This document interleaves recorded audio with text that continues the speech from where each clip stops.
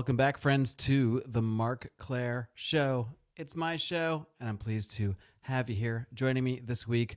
We've got a great guest for you, Charlie Robinson of the Marcroaggressions podcast. And don't forget, as always, as wild and fun and crazy as the main show is, it's always crazier. It's always wilder behind those paywalls when you get the extended editions of all these episodes. And we certainly got into some crazier topics with Charlie after the main interview. So be sure to subscribe on Patreon, patreon.com/Marc Clair Show, at Rokfin, or on Subscribestar. You can find all those links over at marcclair.com. That's marcclair.com.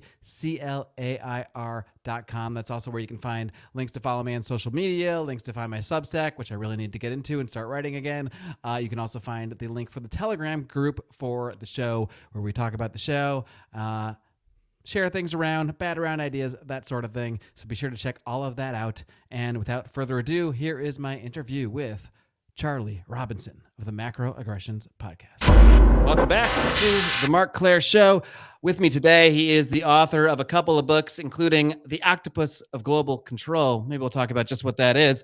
He is also the host of the excellent Marcroaggressions podcast. I'm very pleased to welcome Charlie Robinson. Charlie, welcome to my show. Thank you for having me. I'm excited to get weird with you. Something tells me we're gonna have plenty to talk about here. Yeah, I think we will. And before we get into some of the topics I plan to dig into with you today, just want to get to know you a little bit better so you can kind of take this from wherever you want. I actually heard when you were on my friend Buck Johnson's show, Counterflow, I realized we actually have a little bit in common. We both have a little bit of a background with some of the mainstream sports media. So maybe you can touch on that if you like. But eventually, I would like you to get us into how you got into all the stuff you talk about on the Marcroaggressions podcast, which is really, well, I'll let you describe it a little bit more, but take it from wherever you want. Well, one of the things that I go crazy about in my show is the mainstream media. I despise them. And part of the reason why I despise them is because I'm a co-owner of a sports media training company that helps get professional athletes ready for the draft, ready for interviews with general managers and coaches. Once they become professionals, gets them comfortable interacting with the media. After their playing career's done, gets them ready to maybe go into broadcasting and things like that, or just, improve their interpersonal communication skills. Because a lot of them are, especially the tennis and golfers are sort of, they're in this like solo sport and there's not a lot of interaction and they tend to be kind of weirdos. And so we try to help them come out of their shell. So my role was to get these guys prepared for what they were going to be dealing with the media. And part of that was, me having to explain to them, the media is not your friend. They'll pretend they're your friend and they'll talk to you, oh, this is off the record and tell me about this guy and let's talk about that person.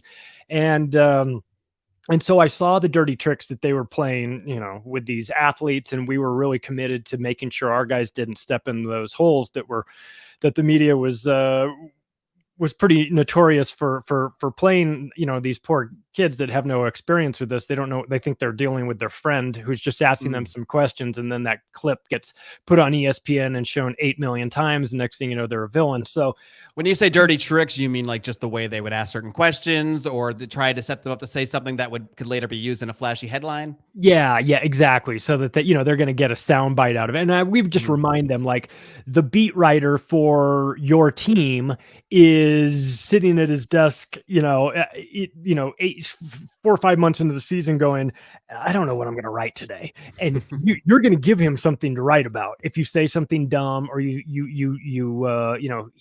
allow yourself to start trashing one of your teammates, next thing you know, it's a big controversy, and they don't really care about that so much as now they've got stuff to write about. So I just wanted to make sure that they understood that the relationship was not always buddy-buddy. And if you recognize that, then you would probably be a little bit more measured with your words. And so from that, I detoured into a 10-year plus career in real estate. And during that real estate career, what I saw was I got a real taste of how money and banking and central banking and how all of that kind of comes together and creates these bubbles that then get popped and leave a lot of people in a bad spot. I myself, I was selling homes in Las Vegas for, from 2003 to 2012. And we watched everything go up, and then the bubble burst, and then everything came down, and a lot of people got hurt. I got hurt myself. And so I felt like a sucker at a carnival game, who's like, putting another dollar down and trying to throw the thing around, the ring around the thing. And like, I just can't get it to, I can't figure out this game. What's this game? Like, I just wanted to understand how the scam worked. So I started to learn about money creation, fiat currencies, central banking, and all of this. And what sort of took me down this weird path where you start to realize, oh, this is not just accidental. These bubbles that get inflated and popped, this is by design. And then simultaneously, as I'm starting to come to this realization, I read John Perkins' book, Confessions of an Economic Hitman, where he's talking about how they use the IMF and World Bank to loan, get these poor third world countries into borrowing more than they can really afford to build like a hydroelectric power plant. And oh yeah, it's going to pencil out. It'll pay itself off in a couple years. All the kids will, they'll have electricity. The kids in the area will learn to read because they'll have lights on at night, and it's all going to be great. Yeah, we'll put $1 billion in your bank account and Cayman Islands, and don't tell anyone. But and then you got to pay us back, but don't worry, that's going to be yeah. And then you get this hydroelectric power plant built, and it starts generating revenue, but it's never quite enough. And then you fall behind in your payments, and then the IMF comes to you like a loan shark, with a baseball bat saying like, you owe us a lot of money, but I think we can work something out. Like maybe we can privatize your lumber industry and let our buddies buy it, or you vote our way in a UN resolution, or you allow us put a couple military bases here, a military base here, some deal that the country doesn't want, right? And so I was like, oh my God, this is happening this is the massive scale. And I was like, I'm part of this on a like a local scale in Las Vegas. We're giving money to people who have no business being able to afford this house, but the bank said I'm good for it, and I got approved for the loan, so I must be good for it. And then a couple years they fall behind on their payments, and boom, and then the bank takes back tangible assets like these houses. And I just went, I'm part of this, and I had no idea. So part of my reason of even getting into this whole industry was to try and educate myself so that I wouldn't be a sucker again, because I got clobbered in it, and I was selling the houses, and I was drinking the Kool-Aid, and I was in the industry, but I couldn't see it. And so a lot of people think, well, if you're in that industry, you're clearly in on it. It's like, no, really. I promise you, most of us had no idea what was actually happening. I thought there was some funny business going on with the loans for sure. But again, they were giving money to people that probably shouldn't be buying the houses. And of course, there's blame to go along. Maybe you shouldn't be buying this house if you really can't afford it. But also the banks were incentivizing. It's like, no, it's cool. Let's take this loan. And there was a lot of fine print that were we're raised to think this is what you do. You go to school, you take out a loan for that, you pay it off when you get this fine job, and then once you get that job, you put all your money in your 401k, and then you take out a loan for a house. This is just what the American dream is. So there's not that much to question here. No, you've made it. You've bought a house. You're living the American dream. I specifically remember this one guy came in, and he was a landscaper. Like he mowed grass and trimmed hedges, and he made about $10 an hour. And he got approved for a $405,000 house. And, and I can't really blame this guy, because he was new to America. This was a dream. He was the American dream. I'm going to buy this house. I'm going to start myself down this path towards prosperity. And I'm going to, and it just didn't work that way for a lot of these people. And I felt, I had a tremendous amount of guilt for even being a part of that. And so what I decided was, look, I think the best thing for me to do is to understand how it works to the best of my abilities. And then, and just so that it doesn't happen to me again. And then it got to the point where I had a conversation with my mom one day. I was telling her some new conspiracy I had discovered or something come across. And she's like, oh, this is really interesting. Like, you've got all this, about all these different things, and it's very fascinating, but like, what is the plan? What are you going to do with it? And I was like, I don't know. I never knew I had to do anything with it. I was just kind of interested in it, just learning for myself. And that actually started me down the path towards writing The Octopus of Global Control, because I felt like, thanks, Mom. Yeah, no kidding. I didn't tell anyone I was writing it, because I didn't, you hey man, I'm going to write a book. And then you got all your buddies going, hey, how's that book coming? You're like, oh, I never finished it. So I just kept it quiet. And because I didn't know if I would finish it. Then I got to a point where it was so, it was such a major thing I was working on that then I didn't want to tell anyone because I was afraid someone would tell me to stop. Oh, this is not a good use of your time, or what do you know about this? Or, all those doubts that creep in. People say, oh, you can't do this. You shouldn't do this. So I wrote it in total secrecy and put it out in August of 2017. And it has been, it started me down this path of going on shows to promote the book, because obviously nobody's going to know about it unless you promote it. So I started doing that. That led me to going on Tony Merkel's show, The Confessionals. And afterwards we got done. And he said, man, he goes, I've been watching your interviews, and you got this enthusiasm. You do a really good job with this. Have you considered doing a podcast? And I was like, well, I've been thinking about it, but I don't know the technical side of it all. He goes, well, I'll do all that. You do the show. Like, you do your show and I'll do the technical side. And that's how Macroaggressions came about in March of 2020. So, looking back on all this, there's no grand plan. I just was kind of going from one thing to the other and seeing these, the evolution of it all. And I'm really grateful to have the opportunity to be able to like talk about these really interesting yet non-mainstream topics, and in a way that I don't know. I feel like if I can explain it in a way that makes sense to me, then there's a lot of other people out there that they like that because it makes sense to them too. So I try not to be too technical, and I try not to be, I try to infuse humor into it as much as I can, because it's crazy out there, and so we have to like recognize the insanity of the world that we're living in. And so I think that's why I enjoy your show so much, because you get so immersed in this stuff, and like the stuff we're going to talk about today is pretty heavy stuff, and you can feel like this is just too much to deal with. So the fact that you are able to do this in sort of by adding a little bit of levity in there and having fun with it, I mean, I almost have to, because how else could you get through this kind of stuff otherwise?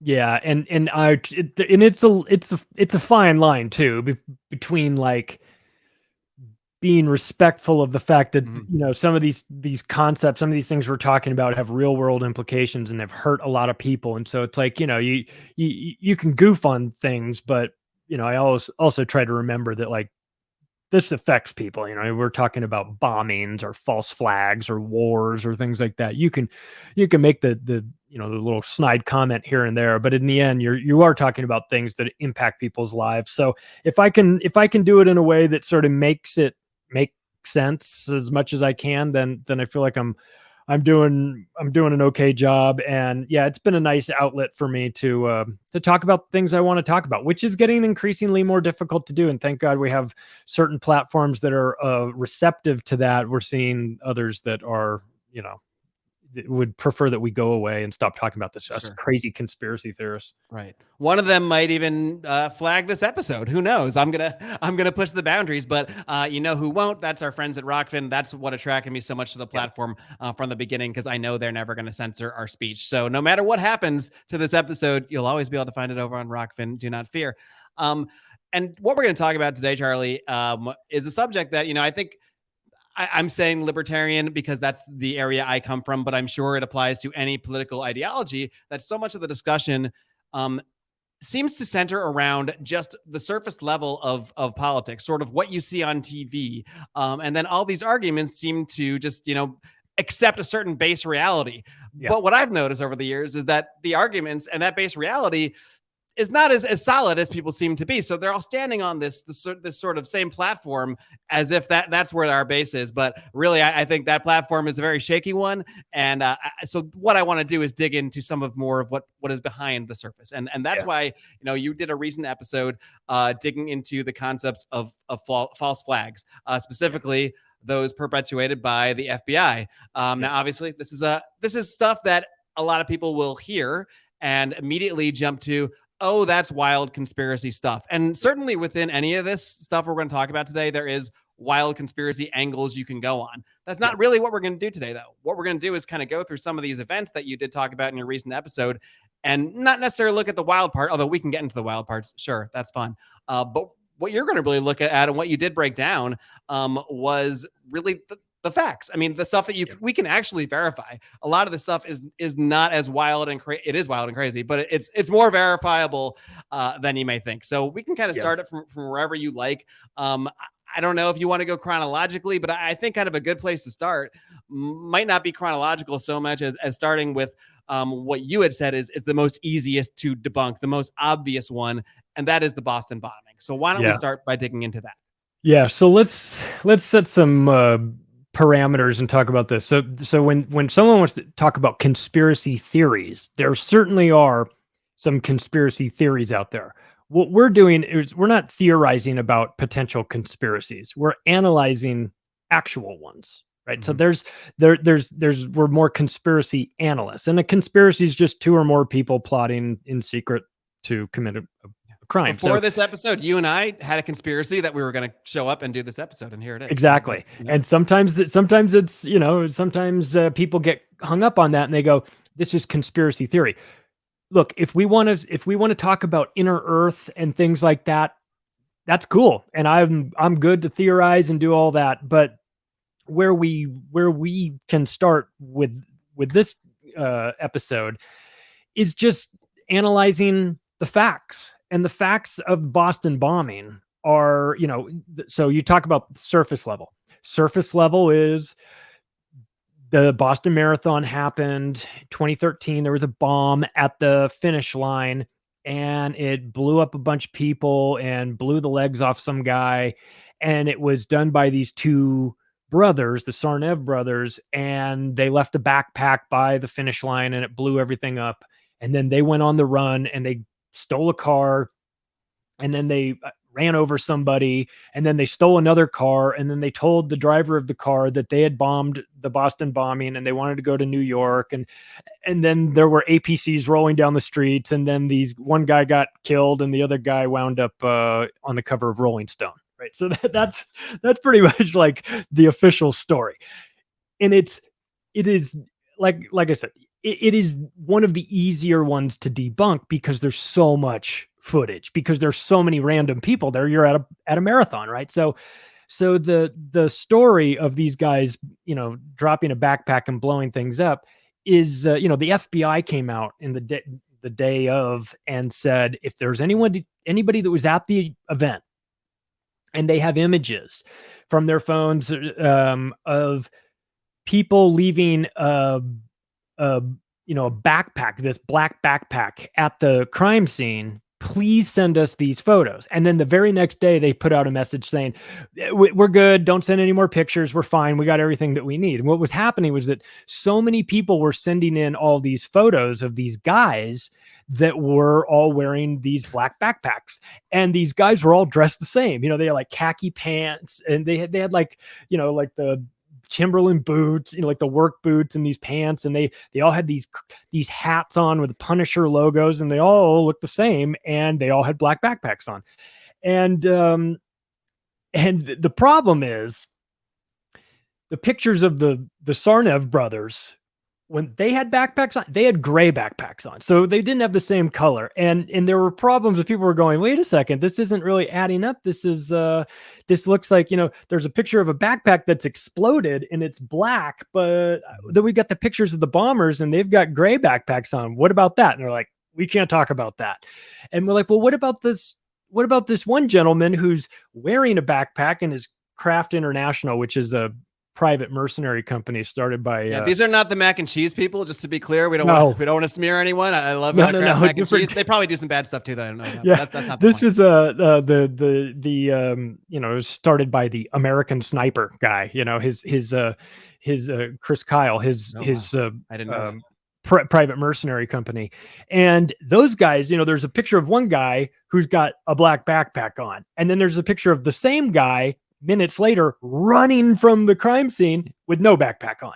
And then the picture of the backpack that's exploded is exactly the same as the backpack that guy had on. You know what I mean? So it's like right off the bat, like internet morons that are just on, could easily debunk this one. It wasn't very well done. Then you start looking at the footage, and then you start examining the people that were involved, and then you start watching video of after the explosion, and you go, well, wait a second, this wasn't even an explosion. This explosion went straight up. It was like a stage explosion, like something to have it at like a Metallica concert or something, makes a lot of noise, makes a lot of smoke, but it doesn't do anything. It doesn't project out.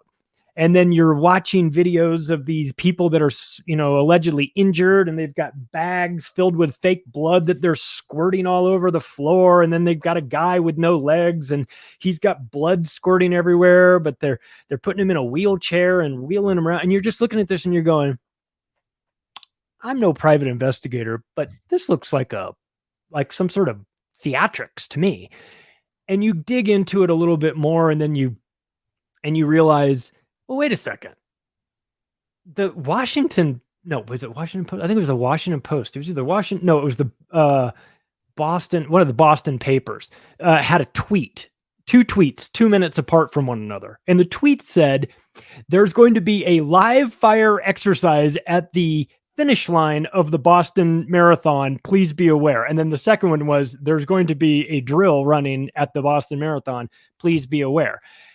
And then when the videos of it, not the ones that the media played, but you watch the videos of people that were filming their friends, crossing the finish line or in this race, you can hear over the loudspeakers that's being pumped out to the audience there, this is a drill. This is a drill. This is a drill. And there's all this just going, this is a drill. This is a drill. And you're like, what's going on here? And then you look around and you see the Craft International guys all along the roof lines and running, in the crowds and everything.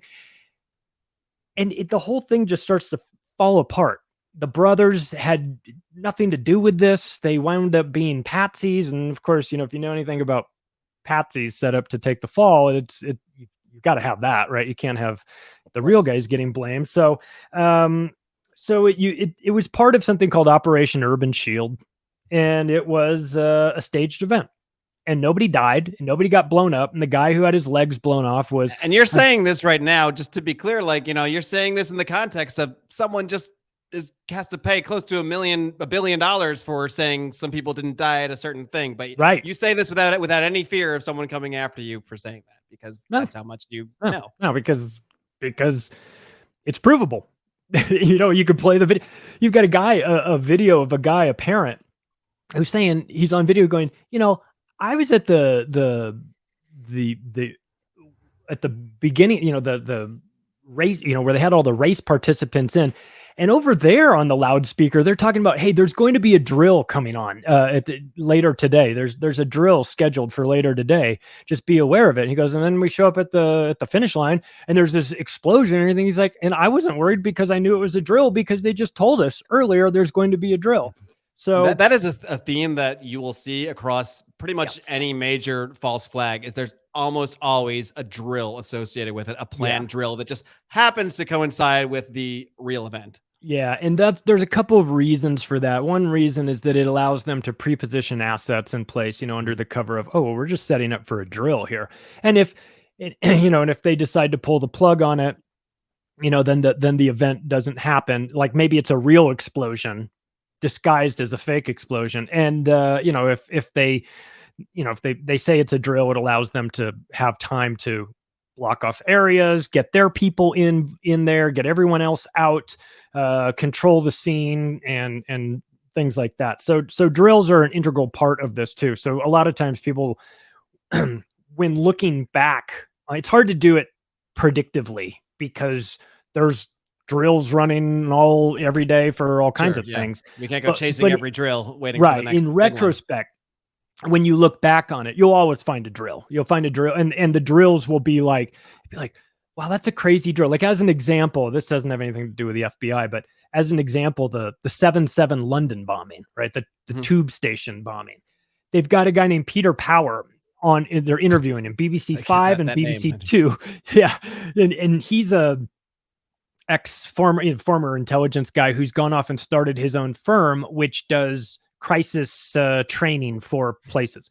And he's giving an interview to the BBC. And he's telling the BBC, what's interesting about this tube station bombing that was real and actually did blow up a bunch of people. He goes, what's interesting is that we were running a simulating a bombing happening at the exact same tube station at the exact same time when the actual bombing happened. And the interviewer's like, wait a second. You mean to tell me that you were simulating an event that was almost identical to this? And he says, precisely. Now, he wasn't taken out of context. He gave a second interview later that day saying the same thing. So, you have to like suspend reality if you want to believe something like that the chances that they're simulating explosions at two different tube stations at the same minute at the same day, and then they wind up happening exactly how they'd simulate. It's just impossible coincidence. So you'll find these sort of patterns. And once you come across one like the Boston bombing, you'll find all these inconsistencies with the stories. But you'll then, when you look at others, you can take some of the information that you've learned from one bombing or from one fake event, and you can see if you see those similarities moving forward in others, like certain school shootings and things like that we're not allowed to talk about. So yeah, and one thing I want to clarify too, like, I mean, you're very specific in this event itself that nobody died in this, and right. Who's going to sue you for that? I guess we'll see. I guess we'll see if anybody does.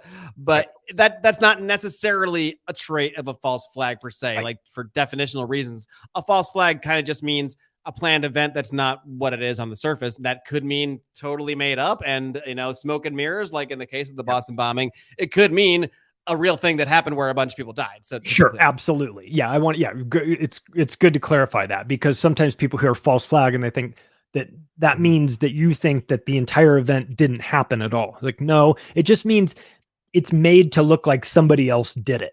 And that could be an event that is a drill that like nobody gets hurt. It could be something like in the 93 World Trade Center bombing, which the FBI was involved in as well, where they set up this poor guy, and I don't know if he's a poor guy, but they set this guy up and they said, well, he is now. Yeah. We're going to put a bomb in a fake bomb in this truck, and we're going to park it, in the basement level of the World Trade Center, and we're going to blow it up. And then it turns out that they swapped out and put a real bomb in there, and he recorded all the conversations. And after the fact, he was like on the phone with his FBI handler saying, you told me that the bomb wasn't going to be real. They're like, well, we lied, so like sometimes it's real, sometimes it actually happens, and sometimes it doesn't. But the idea that it's false flag just means that it is pointing the blame elsewhere, as if like when the old time pirate ships would run up their flagpole, the flag of, say, the ship right over there, so that it looks like they're friends, so they can get close enough, and then they put their real, I don't know, skull and crossbones flag up, and then start bombing, start opening up with the cannons. So that's part of, and the reason why people are like, why do we even have false flags? Well,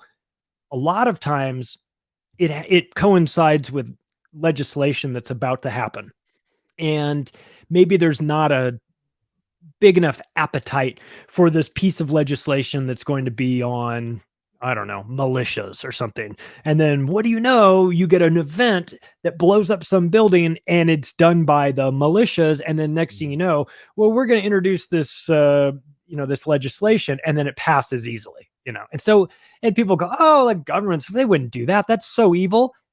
Yeah, they do it all the time.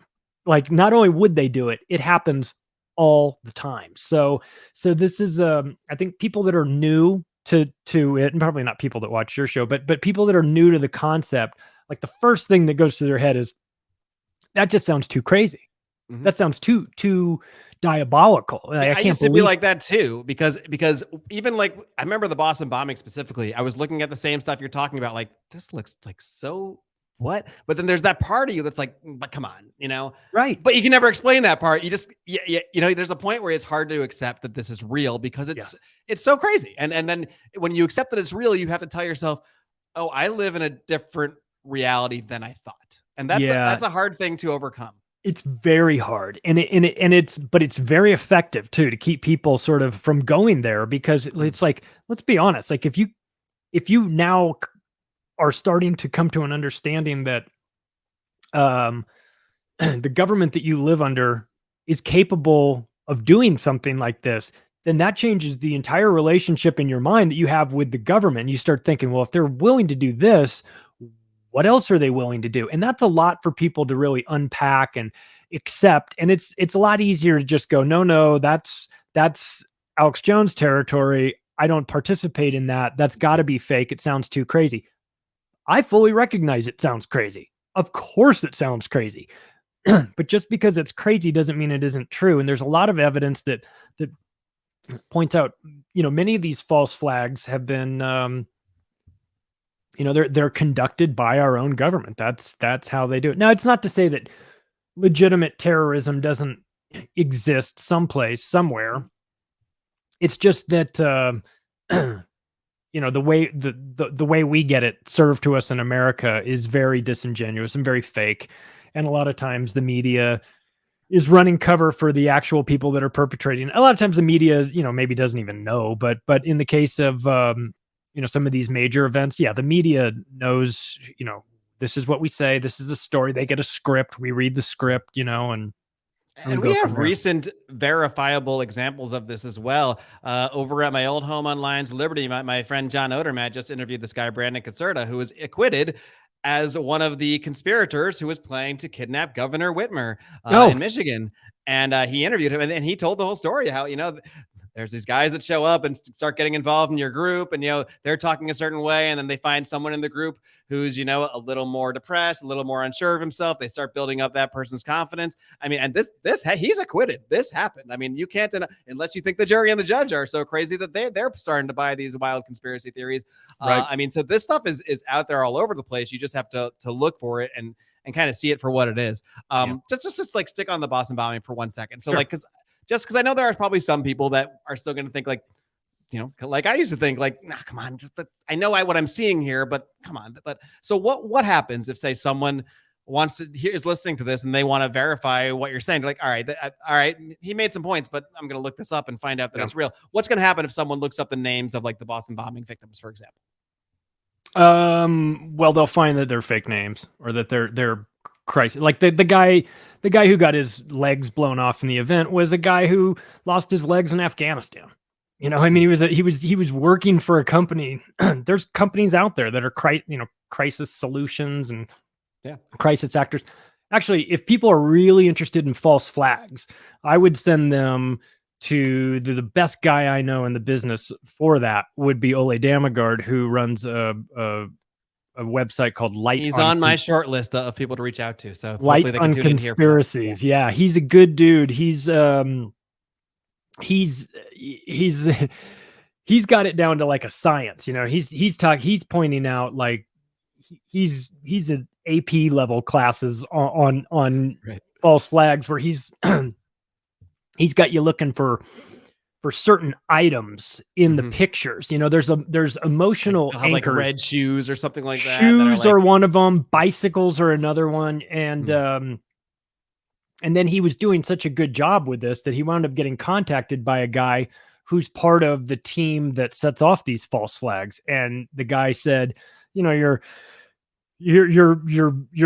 doing great. Like, you've messed up a couple of them in the past, but he said, have you ever considered that we embed clues as to where we're going next with this? And he was like, oh geez, I never really thought about that. So once that guy tipped him off to that, he started looking in a little bit further, and he was finding things like a weird shooting in Central California, someplace like that. And the picture that they used was of this lady who was standing there crying, and she had sweatpants on, and on the leg, the whole side of her leg going down, it just said Las Vegas, right? And so he's like, I think something is coming in Las Vegas next. And like 2 weeks later, it was the Las Vegas shooting. So he's had a lot of these things where they've left clues, and he's starting to get better at reading this language. He'll look at, see where, like as an example, you'll see a picture. It'll just be like a pile of shoes. Or it'll be two shoes that are, at the crime scene. There's bullet casings everywhere, and two shoes that are right next to each other, and they're pointing in a particular direction. Now he's like, now let me ask you this. If you're in there, there's a shooting.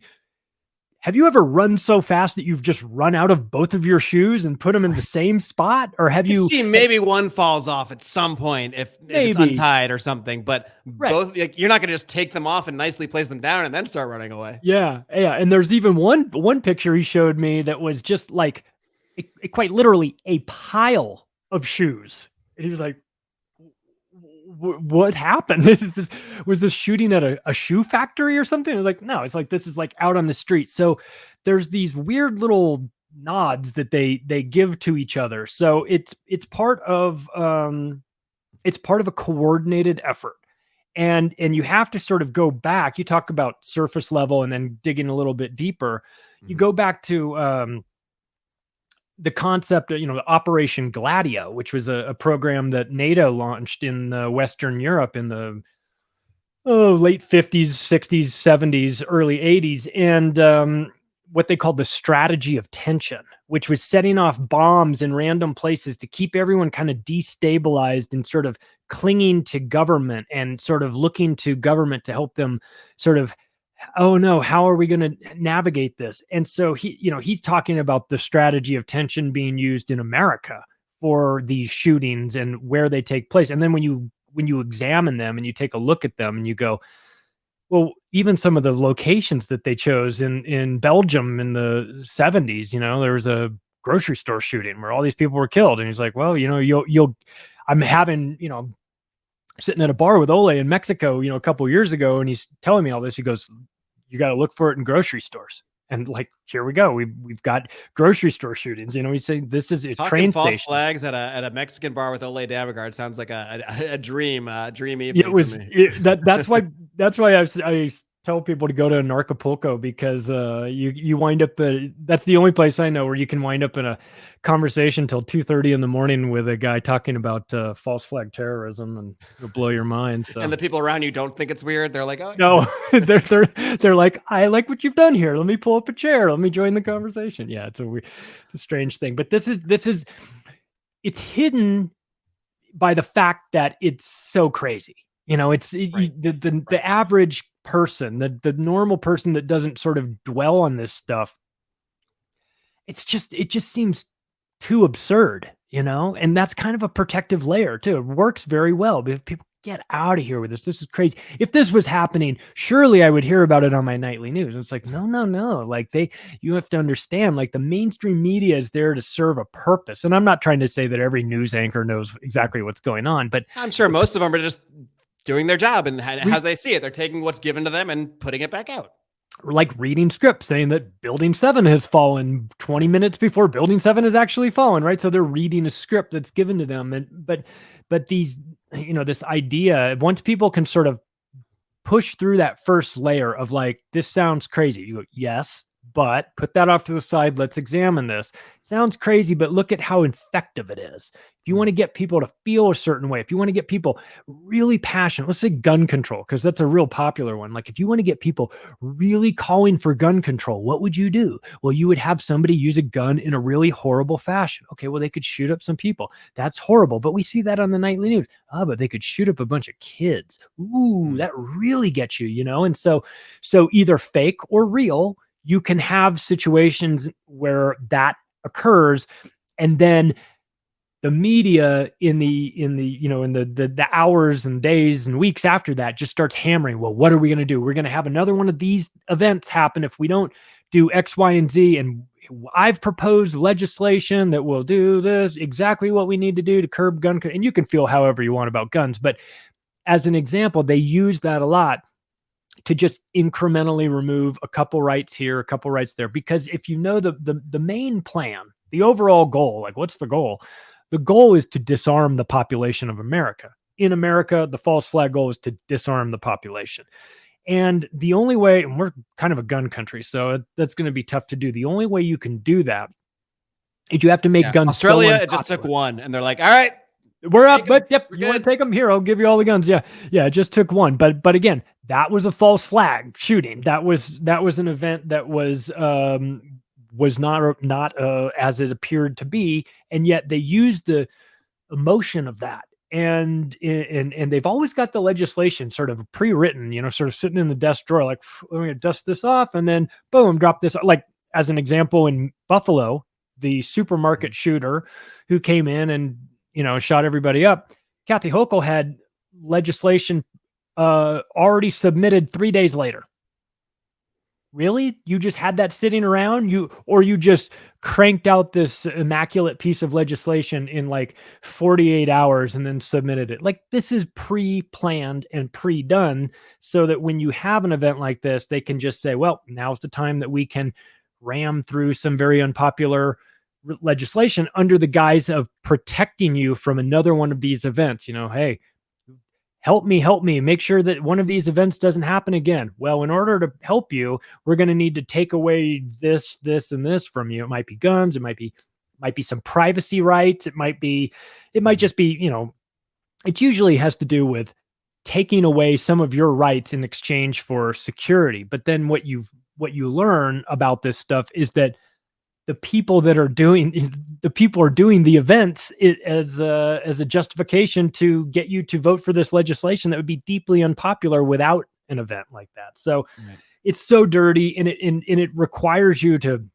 kind of be like, you kind of get cynical when you get into this. You just go, is everything corrupt? Is everything awful? I hate to feel that way, and not everything is corrupt and not everything is awful, but it does happen though. I mean, I found myself similarly, like now I'm almost at a point where if I see it on the TV, I just assume it's a lie. And then I have to pull myself back a little bit, like, all right, sometimes there are things that happen and they just get on the news. Like, but it is, and it does filter the way I look at not just the current events, but like all the events that have happened that I've seen in my entire life. I look back and say, so if all these other things are definitely bullshit, there's probably a lot of other bullshit in there. And maybe I don't know all of what it is. And a lot of it's probably true too, but it really gets you thinking about everything you've seen along the way. Yeah. And you start to recognize patterns. You start to see people saying things immediately in the aftermath of these events. You start to see people that aren't acting normal, and you go, well, everybody grieves differently. So maybe I shouldn't make a big deal out of the fact that this guy's laughing after his kid just got killed 5 minutes ago.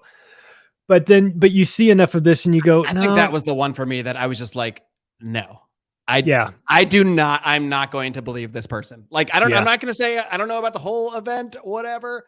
I can't believe that person just lost a child. Right. And so you start to say, well, if that's a lie, what else is a lie? Right. And I think that's a reasonable mentality to have. And if you see something, if I explained it like this to somebody one time, like if my wife is out of town and she says, she calls me and she goes, what'd you do last night while I was gone? I said, well, I went out with my friend Max and we went to Bob's Pizza Place. And then after that, we went and saw the new Top Gun movie. And then we went, and then I came home.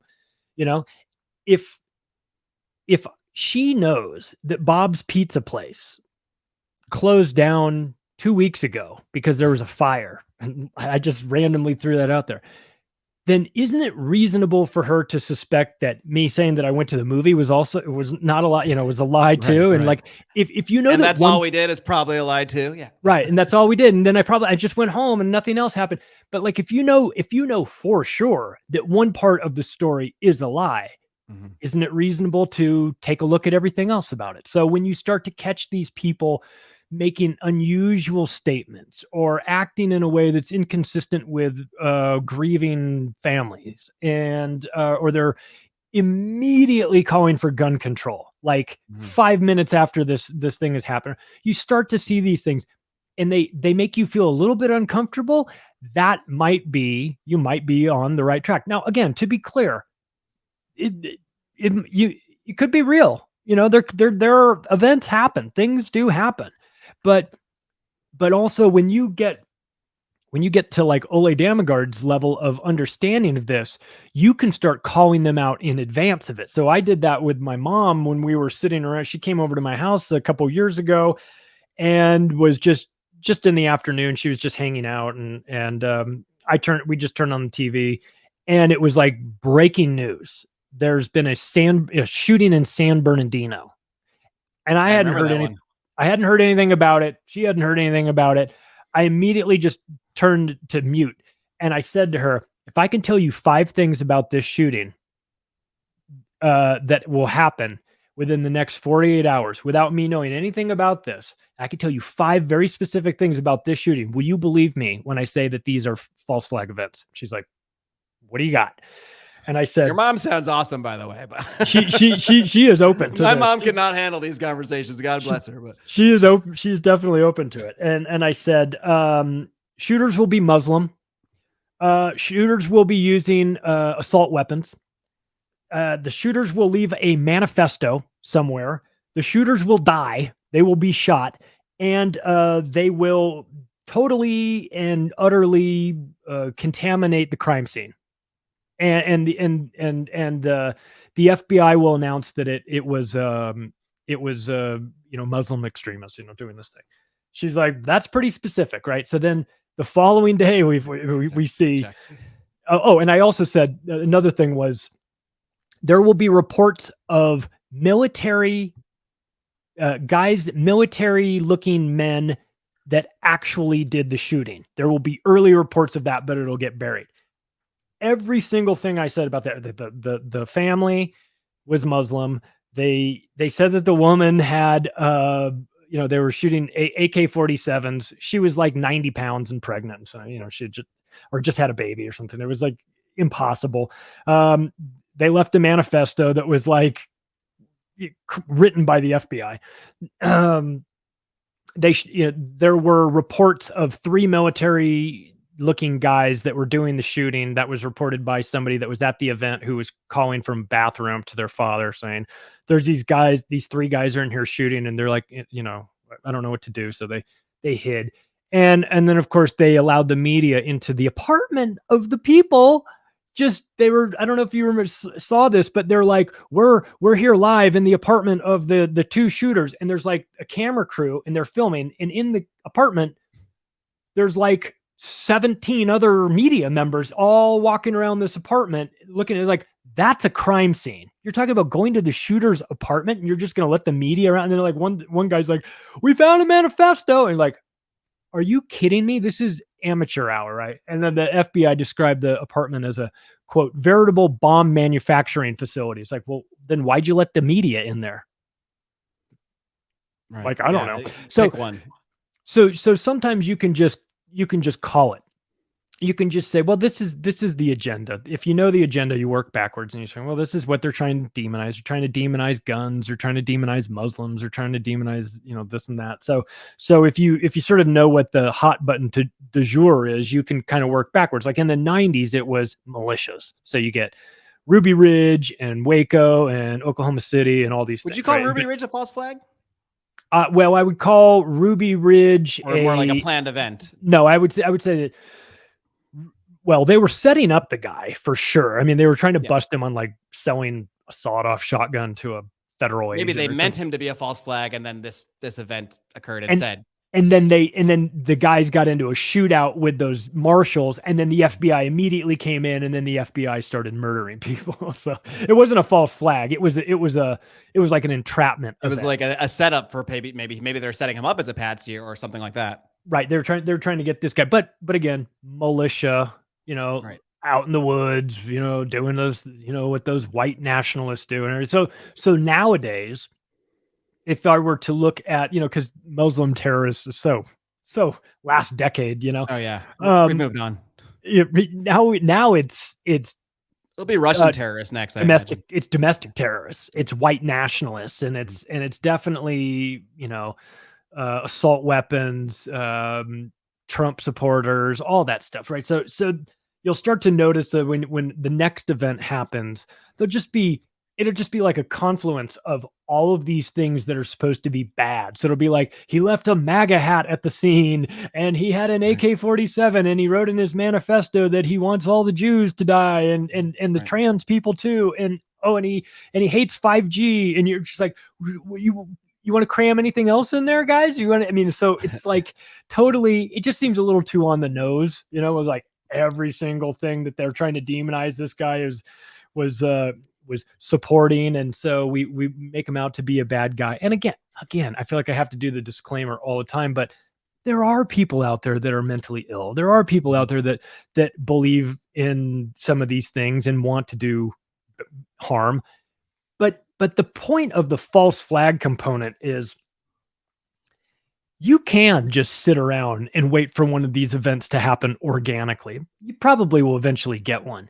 but they don't do that. They don't And it have won't the check time. all the right boxes necessarily that they're going for. Yeah, why wait for one when you can make one happen? You can tailor make it to the way you need it. You want a white guy with a MAGA hat, with an AK-47 or an AR-15 preferably, who, with bump stocks and all that stuff, and who's railing against a particular thing, and you just make that person either happen. You radicalize them, some low IQ guy on SSRIs whose head's a little bit scrambled, and you get him in a chat room and start saying, well, we need to take things into our own hands, man, and if we want to take this country back. And the guy's like, yeah, right. And so they manipulate these guys. You always find that like the so-called shooters or they almost all have psychiatric problems and histories of tying them back to government run hospitals. A lot of them are sort of like intentionally brain scrambled in order to do this, or you just take some. You can see the looks on the one I always think of is the guy they called like the Joker, the one with the Batman shooting. Yeah. And I mean that guy, you don't need to know anything. You can just look at his eyes and be like, someone messed that kid up. Like, sure, maybe it happened naturally. But if you look at his history, oh, weird. He's in these like associated with these weird government like psychiatrists. Yeah. And you see that over and over again. You go, okay, well, once, maybe. Twice, I'm starting to get suspicious. Then you start to see this pattern. These guys all kind of fit this same mold. And look, the reason why false flags exist is because they're very effective. I mean, they don't cost much to do. It's a lot cheaper than doing other things. You can take one person, make them insane, and put them in a situation to make this sort of thing happen. Or you can, as Ole talks about, having this NATO traveling rock show circus that he describes of this group that flies in to NATO bases with their buses and all of the equipment that they need, and they block off the area and they make that event happen. And then when they're done, they're off to the next. They're on tour. They're off to the next city, and so there's a lot of that. Once you kind of get your mind comfortable with understanding this, or sort of at least accepting that there's a possibility, you'll start to see it more clearly the next time around. You'll go, oh yeah, I was looking for, if you know what to look for, you'll see it everywhere. If you talk to Ole Damagard and you start hearing about red shoes and bikes and things like that, and then you start looking at the pictures on the front page of the LA Times after there's been a shooting, you go, why did they show a picture of like the yellow police tape and the bullet casings all over the road, and then there's two shoes there? And you go, oh, wow, hang on a second. I know what that means, or I know that means something. So you just sort of. What do you think is the purpose of that then? If we see these patterns, do you think that I mean, I don't think it's like so Ole Damagard will find it and do podcasts about it. So there's got to be another reason there. So do you think it's like an internal communications type thing, because we can't actually send text or emails because that someone might find those? So it's like, do you think that's a way to communicate within these sort of groups that plan this stuff? Yeah, it's been described as kind of like a nod, like this was ours, like we're involved in this one, like red team go. Yeah, like we know what this is. You'll know if we've been here, like when you start to see stories that come out and it's all these 33s everywhere, and you're like, why are they doing stuff? I mean, I saw some compilation where there's of the COVID thing, when there was like, we got 33 deaths, 33 confirmed cases, 33. It's like there's like 50 of them. You're like, what are the odds that 33 happened like all at the same time? It's just I know. You get the feeling that it's a bunch of guys going, like winking at each other, going, that's us. We did that. And I think there's also some sort of psychological anchoring when you start to show bicycles. That means that, typically you associate that with kids, and a bicycle that's fallen down sort of shows like there would be a kid riding that bicycle, but there's not, because that kid is dead. And and the only thing that's left of that kid is a bicycle on the ground. And what that means, and that means something bad. And it's, so we have to also understand that these guys aren't amateurs. They know what they're doing, and they spend a lot of time with the psychological profilings and Tavistock Institutes, and they understand how our brains work, and they understand where we have these anchors and where we have like emotional connections to certain things, and they play on that. So when you go back and you start looking at things and you have these kind of like, well, look, I'll keep these in mind when I'm looking for things like manifestos, like Muhammad Atta's manifesto and things like that. That's one of my I don't know if favorite is the way to put it, but like to go to the big one, I guess the biggest one of all, 9/11. Yeah. The magical passport is just it's insane. I mean, when you actually, and it was happened to be found, I believe it was an FBI agent that happened to find Muhammad Atta's completely intact passport that exploded in a giant building that took a whole building down from the fire, and another building it didn't even touch because the fire was so hot. Perfectly intact passport happened to be found by an FBI agent. Yeah. So they do that. They make these, like that. What they found Muhammad Atta's suitcase. His suitcase didn't get checked. United lost it. Right. It didn't get checked on his connecting flight, which in my opinion is the most believable part of the entire 9/11 story. Is that United Airlines lost the guy's luggage. But that part I can buy. Yeah. Yeah. Then they found it, and they're like, oh, it says like Muhammad Atta on the bag. Like, this looks like maybe it'd be important. Muhammad Atta, terrorist on it. Terrorist. Yeah. Like Wile E. Coyote, super genius, So it's an Acme suitcase. Acme suitcase, right. So they call the FBI. The FBI opens it up, and in there they find first of all, a list of all of the hijackers, like a list of like the whole plan. Like he sketched out the entire plan there. And then he found his last will and testament that was written in a way that was apparently inconsistent with Muslim beliefs. But the part about it that's the most ridiculous, besides them finding this random suitcase and it just happened to have all this information, is that, when you write the suicide note, you don't put it in your bag that you're checking onto the plane that you plan to fly into the World Trade Centers, right? You would leave the suicide note, I don't know, in your rental car, at your apartment, on your desk, on the refrigerator, someplace that isn't going to, blow up in the next couple of hours. But he put it in his suitcase, checked it onto the plane that he's going to fly into the air, and then it just magically didn't get in there, and then the whole plot was revealed, and the FBI solved the case in the first day. And it's like, I'm sorry, guys, I'm not. You're going to have to do better than that next time. This is just a little bit too unbelievable for me. Well, Charlie, I'm not sure how much fire you want to play with here. You've already played with quite a bit. I've probably got a few singes here, but let's just try this. I just maybe a hypothetical. We don't need to talk about something that really happened, of course. Hypothetically, though, let's say that some of these people were wanting to perhaps go to a school in maybe a small state that's pretty close to New York and have some kind of event like this. How would that go down, hypothetically speaking, if you could just maybe humor me a little bit there? You would you would theoretically find a school that had been closed down for a couple of years that was no longer in service. You could have a integrated. Again, this is all hypothetical. I'd like to drive that home. Of course. You could have an integrated capstone event, which is a joint venture between Department of Homeland Security and FEMA, where you could run a drill that would simulate something, and you could film it. You could have media there filming it. You could have participants. You could have it. You could shoot pictures for it a couple of months in advance so that there was no confusion. You could. You could create a whole event that didn't actually wind up happening and make it appear that it happened. And that's that goes back to the one of the quotes I put in the Octopus book from Malcolm X. He says, the media is the most dangerous institution in the world. They can make the guilty look innocent and the innocent look guilty.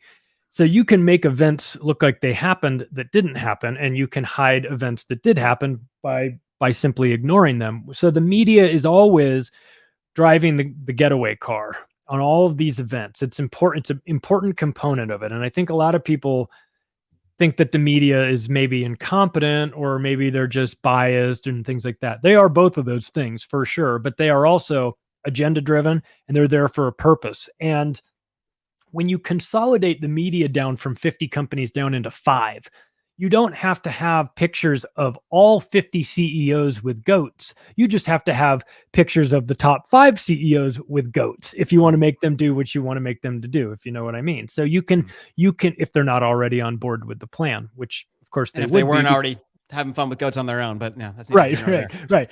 So you have control of the media, and that is essential, and that is baked into this equation. The media has been controlled for a while. So once you have that, you can make reality look kind of however you want, because so many of us will never go to a theoretical school, where an event like that could happen.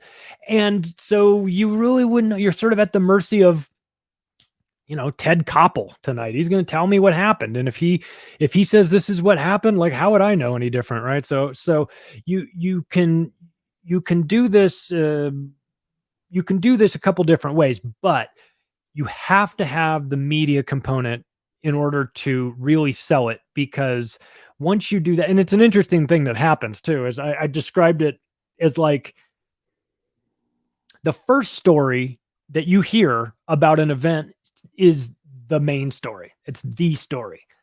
And it's like the Olympics, the downhill skiing, right? First person that goes down, whatever their time is, that's first place. And then every other skier that goes down, they have to knock that guy's time off, so they have to do better than the one before.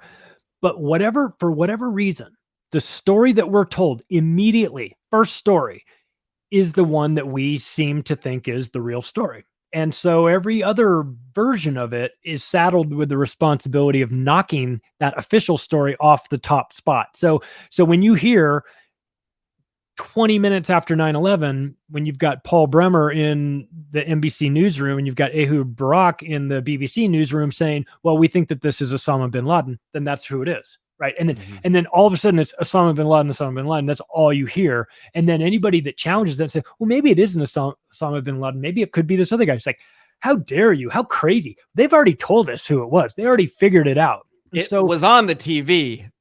And look, it was on. If it wasn't true, it wouldn't be on the TV. I mean, we've got terrorism experts telling us that this is who did it.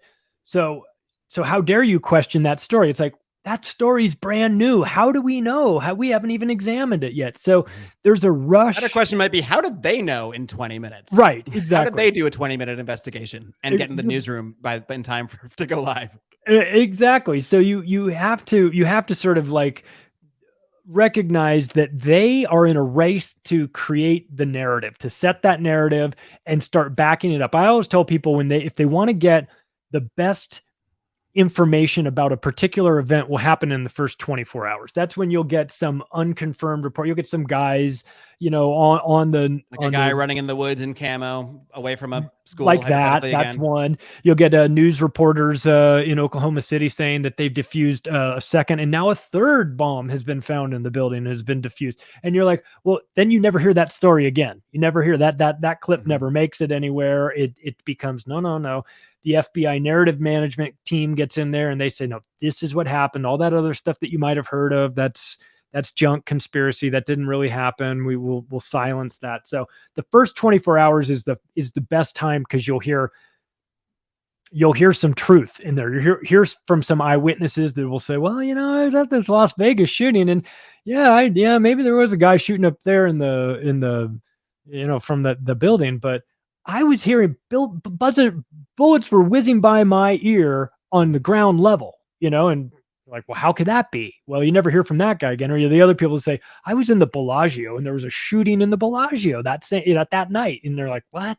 Well, that conflicts with the narrative. So that story gets suppressed too. So that first 24 hours is like the raw time where you can pull down a lot of information. And then you'll see as soon as, and like I mentioned in my episode, as soon as Agent Rouse got on the scene, FBI Agent Rouse in the Las Vegas shooting, all that stuff stopped. All that talking stopped. Everything that was contradictory to the official narrative just immediately got locked down. The sheriff. Is that the guy is he the one that's standing behind the sheriff during the press conference? Who's like literally just like, he's just, you got to say the right thing now. I mean, it's looking it's at him.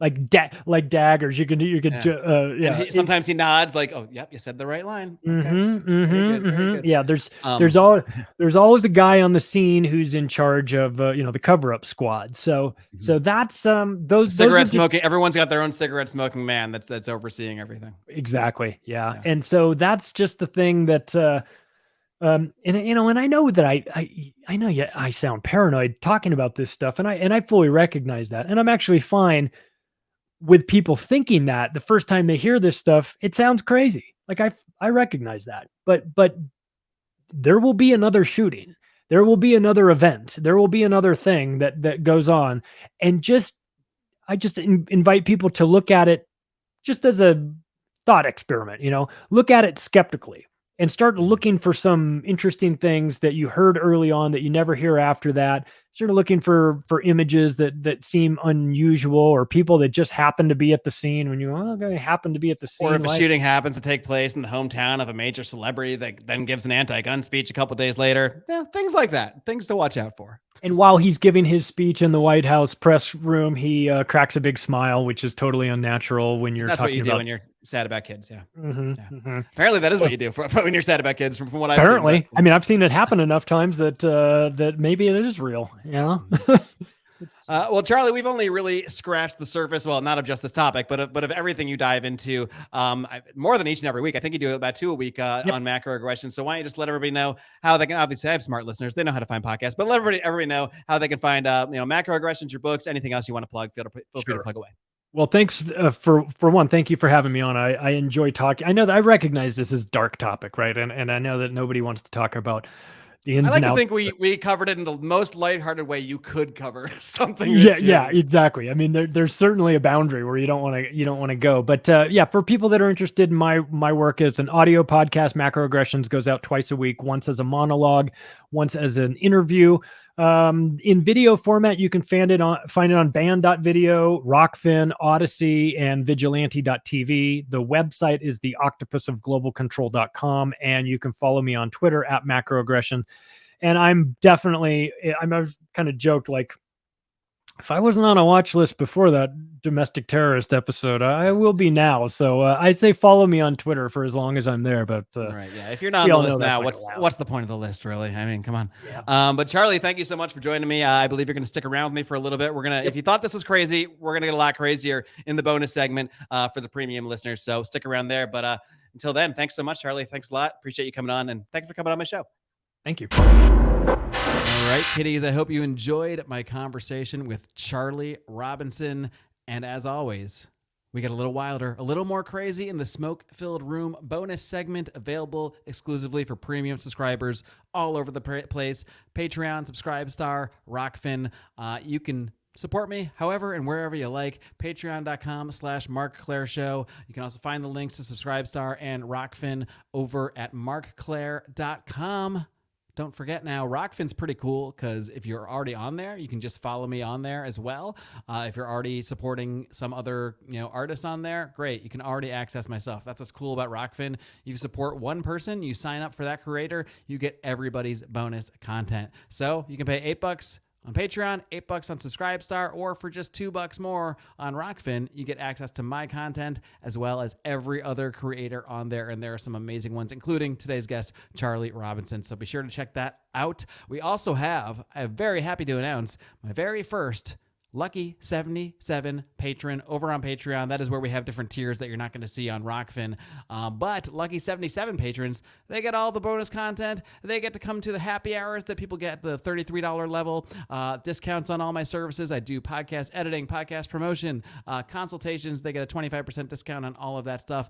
And they also get to choose between a consultation with me, yours truly, on podcasting, side income, anything like that, marketing, personal branding, or they can, as our first lucky 77 patron has chosen to do this month, they can get a mention on this show for a product or service. And in this case, our very first lucky 77 patron is Jared Wall, a great guy, a Ron Paulian, if you will, who's been following me since the Lions of Liberty days, and he runs a company called THC Hemp Spot.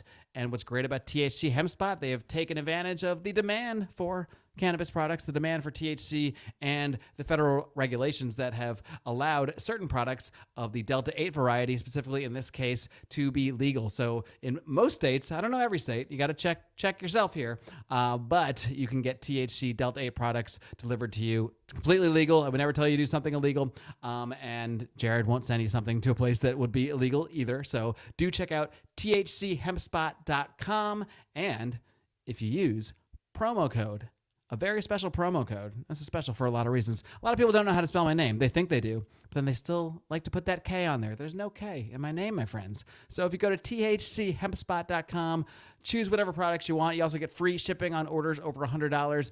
But if you use promo code MARC, you got to spell it right though, MARC. If you use promo code MARC, you are going to get an extra 15% off. They're already very reasonably priced hemp products over at thchchempspot.com. So do check that out. And thank you so much to Jared Wall for becoming my first lucky 77 patron. I'm very excited about that. Thank you very much, Jared. Huge help to me. And with that being said, it's been another day, my friends. Go check out the premium edition. You're not going to want to miss it. It really got crazy. We got into some wild stuff. We talked about our thoughts on space, on the stuff that NASA puts out there. Is it real? Is it fake? We also talked about a crazy story that Charlie had involving something you should just Google after you see the extended version, of course, something called the Nazi Bell, an experience that he was able to relay, secondhand experience, but a pretty crazy one nonetheless. So check all of that out in the premium extended versions of this program. Again, available on Patreon, Subscribestar, Rokfin, however you like. Until next time, my friends, in case I don't see you, good afternoon, good evening, and good night.